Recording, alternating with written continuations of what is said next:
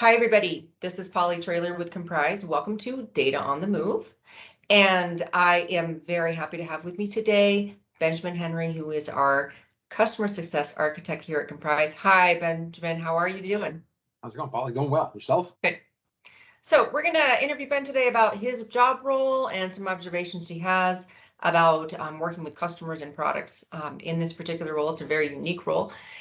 Before we get into that, though, Komprise, in case you don't know who we are an unstructured data management and mobility software company. And we help companies, enterprises, and public sector manage large petabyte scale unstructured data. We help them analyze it, move it to cost-effective storage, and put it in places where it can have long-term value, such as in cloud analytics, and a lot more about what we do at Komprise.com.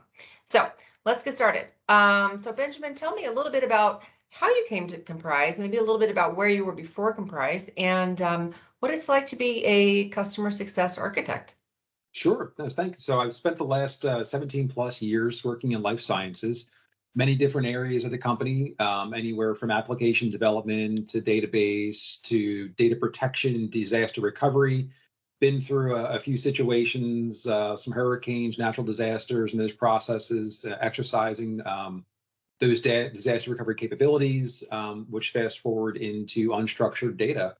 In addition to unstructured data, I dealt with a lot of mergers and acquisitions over the years, as well as divestitures, which kind of gave me a broad overview of how the life sciences world can function at a very fast pace in a growing and reducing capabilities.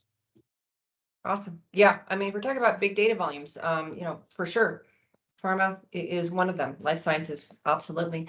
So a little bit of day to day. What do you do, generally speaking, in this role? It sounds like a really cool, fancy title, but maybe sometimes the work is not always cool and fancy. But you can share. It's broad ranging. I got to say, it's pretty cool because it's not just one specific area I get involved with. I do have capabilities to move or pivot between engineering to support to customer facing to pre-sales to post-sales, you name it. I kind of get involved, which kind of, it's never a boring day, I can tell you that. It's something always different almost every single day. And I enjoy the challenges and the complexities that come along with some of our enterprise customers. And I don't get involved just in the enterprise. I do get involved in the small accounts to large accounts, because each one has some of its own unique challenges. And one of my goals in the customer success area is to ensure that customers are successful in using our product in their environment. Great. Yeah, I love it. It sounds like a really multidisciplinary role, and you have to gather inputs from a lot of different people. So obviously getting input from the customer and meeting with them is important. And what do those interactions look like? I guess, how do you work with our customers generally? Sure, there's two different ways I typically get engaged. It's more on like a proactive approach, like, hey, you know what, new customer, big, they've got a number of like unique challenges there. So what can we do to prevent running into any speed bumps or hurdles along the deployment? Another one is where, okay, we have hit one of those speed bumps, we have hit one of those hurdles. How do we overcome that? And that's where I get to kind of leverage the expertise over many years prior to kind of bring that forward and just kind of help guide, coach, and just ultimately resolve what we're facing so that, again, the customer is successful, they can achieve their goals, and just advance the product within their environment. Tell me about, what would you think, I guess, what are the key skills or experiences from, your career that have been important to you in this role? Or maybe how would you advise others who want to get into a role like this, what they should focus on?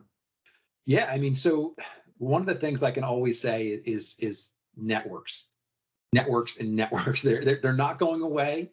They're evolving at a rapid pace, and it's what connects everything together.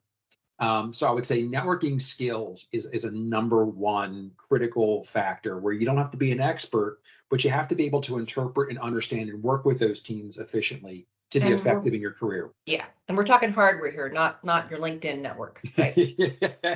Well, that might not be a bad thing either, because then you know who to talk to. But yeah, no, definitely.